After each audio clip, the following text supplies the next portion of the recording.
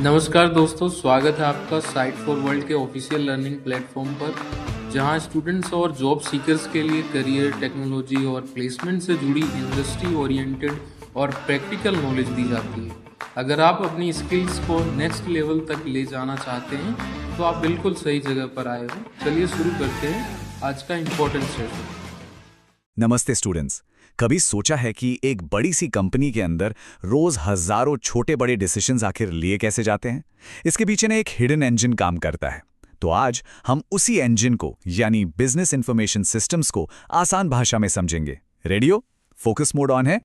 तो सोचो एक बार, कोई भी बड़ी कंपनी वो रोज अपने स्टोर्स कैसे मैनेज करती है, नए प्रोडक्ट्स लॉन्च करने का डिसीजन कैसे लेती है। ये सब ना कोई गैस वर्क नहीं है। इसका जवाब छुपा है उनके इंफॉर्मेशन सिस्टम्स में, जिनको आज हम डीकोड करने वाले हैं। चलो इस स्ट्रक्चर को बिल्कुल नीचे से, मतलब इसकी फाउंडेशन से समझना शुरू करते हैं।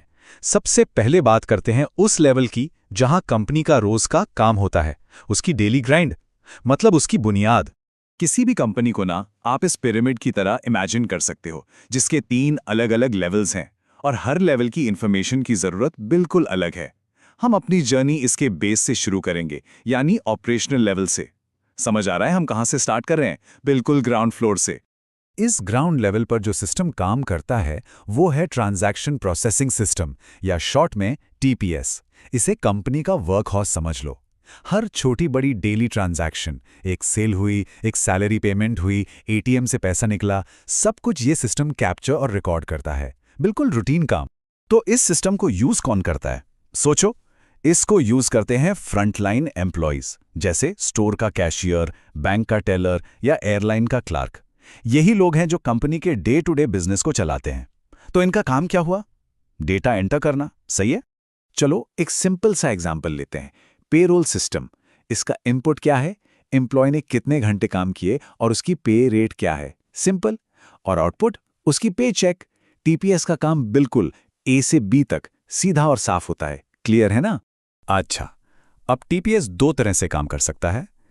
एक है बैच प्रोसेसिंग, जहां सारी ट्रांजैक्शंस इकट्ठे करके एक साथ प्रोसेस की जाती हैं, जैसे कंपनी का 15 दिन का पेरोल। और दूसरा है रियल टाइम प्रोसेसिंग, जहां हर ट्रांजैक्शन तुरंत प्रोसेस होता है, जैसे फ्लाइट टिकट बुक करना। इंस्टेंट कंफर्मेशन मिलता है, राइट? अब हम पिरामिड में एक लेवल ऊपर चलते हैं। नीचे से जो हमें रॉ डेटा मिला ना, अब देखते हैं कि वो मैनेजर्स के लिए एक पावरफुल टूल में कैसे बदलता है। रेडी हो नेक्स्ट स्टेप के लिए? तो अब हम आ गए पिरामिड के मिडिल लेवल पर, मैनेजरियल या टैक्टिकल लेवल। यहां बैठे मैनेजर्स को हर एक ट्रांजैक्शन देखने में इंटरेस्ट नहीं है। उन्हें ऑपरेशंस को कंट्रोल करने के लिए समराइज्ड इंफॉर्मेशन चाहिए, मतलब एक बिग पिक्चर। और यहीं काम आता है मैनेजमेंट इंफॉर्मेशन सिस्टम, यानी एमआईएस। ये टीपीएस के सारे रॉ डेटा को उठाता है और मैनेजर्स के लिए आसान समरी रिपोर्ट्स बना देता है। तो इसका मेन पर्पस क्या हुआ? इसका काम है बिखरे हुए डेटा को काम की इंफॉर्मेशन में बदलना। जैसे पिछले क्वार्टर में किस रीजन में सेल्स टारगेट मिस हुआ, ऐसे सवालों के जवाब ये रिपोर्ट्स देती हैं। इस लाइब्रेरी वाले एग्जाम्पल से ये कॉन्सेप्ट बिल्कुल क्लियर हो जाएगा। ध्यान से सुनो। जब कोई लाइब्रेरी में बुक इशू करवाता है, वो एक सिंगल ट्रांजैक्शन है। ये टीपीएस का काम है। लेकिन जब लाइब्रेरियन एक रिपोर्ट मांगता है कि सारे ओवरड्यू बुक्स की लिस्ट दो, तब वो उस ट्रांजैक्शन डेटा को एनालाइज कर रहा है। ये काम है एमआईएस का। डिफरेंस साफ है ना? चलिए अब पिरामिड के टॉप पर चलते हैं। यहां कंपनी के सबसे बड़े, सबसे कॉम्प्लेक्स डिसीजंस लिए जाते हैं। देखते हैं कि टेक्नोलॉजी इसमें कैसे हेल्प करती है। यह है पिरामिड का टॉप, स्ट्रेटेजिक लेवल। यहां सीनियर मैनेजमेंट यूनिक और अनस्ट्रक्चर्ड प्रॉब्लम से डील करती है, मतलब ऐसी प्रॉब्लम्स जिनका कोई रेडीमेड सॉल्यूशन नहीं होता। ये वो डिसीजंस हैं जो कंपनी का फ्यूचर तय करते हैं। ध्यान से सुनना, ये इंपॉर्टेंट है। और इसके लिए यूज होता है डिसीजन सपोर्ट सिस्टम, यानी डीएसएस।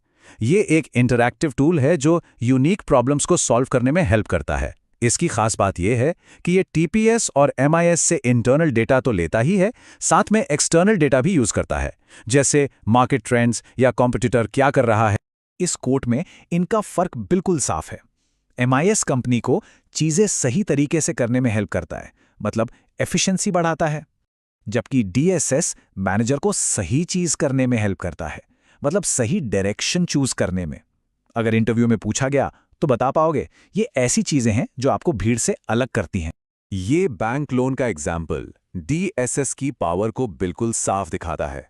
एक DSS एप्लीकेंट का क्रेडिट चेक करेगा, इंटरनल और एक्सटर्नल डेटा यूज करके रिस्क प्रिडिक्ट करेगा, लेकिन आखिर में ये मैनेजर को डिसीजन लेने में सिर्फ सपोर्ट करता है, उनके लिए डिसीजन लेता नहीं है। समझ आया? यही इसका नाम है, डिसीजन सपोर्ट सिस्टम। ठीक है, अब हमने तीनों लेवल्स पर सिस्टम्स देख लिए, लेकिन एक प्रॉब्लम है, इनको आपस में जोड़ा कैसे जाए? और प्रॉब्लम है इंफॉर्मेशन साइलोस। इमेजिन करो, सेल्स डिपार्टमेंट का सिस्टम अलग, HR का अलग और फाइनेंस का अलग। जब ये सिस्टम्स आपस में आसानी से डेटा एक्सचेंज नहीं कर पाते तो इन्हें इंफॉर्मेशन साइलोस कहते हैं। इससे पूरी कंपनी की एफिशिएंसी कम हो जाती है। इसका सोल्यूशन है ERP यानी एंटरप्राइज रिसोर्स प्लानिंग सिस्टम। ये एक मास्टर सॉफ्टवेयर है जो सेल्स, फाइनेंस, HR कंपनी के हर फंक्शन को एक ही छत के नीचे ले आता है। सोचो, जब सेल्स टीम को पता हो कि इन्वेंट्री में क्या है और फाइनेंस टीम को रियल टाइम सेल्स डेटा मिल रहा हो तो डिसीजंस कितने बेहतर होंगे। यही ERP उन इंफॉर्मेशन साइलोस को तोड़ता है। तो चलिए सब कुछ एक साथ इस टेबल में देखते हैं।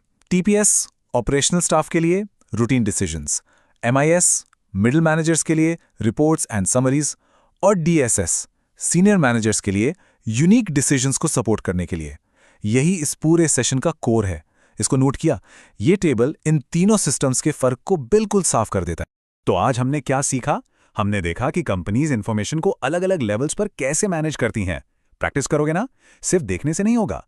अब एक आखिरी सवाल आपके लिए। जैसे जैसे AI और पावरफुल हो रहा है, इन तीनों सिस्टम्स TPS, MIS या DSS में से कौन सा सिस्टम सबसे पहले पूरी तरह ऑटोनोमस हो जाएगा? यानी इंसान की जरूरत कहां सबसे पहले खत्म होगी? सोचना जरूर, क्योंकि यही बिजनेस का फ्यूचर। हमारे चैनल को सब्सक्राइब कीजिए और वीडियो को अपने दोस्तों के साथ शेयर जरूर कीजिए। कमेंट सेक्शन में अपना डाउट या नेक्स्ट टॉपिक लिखना मत भूलिएगा।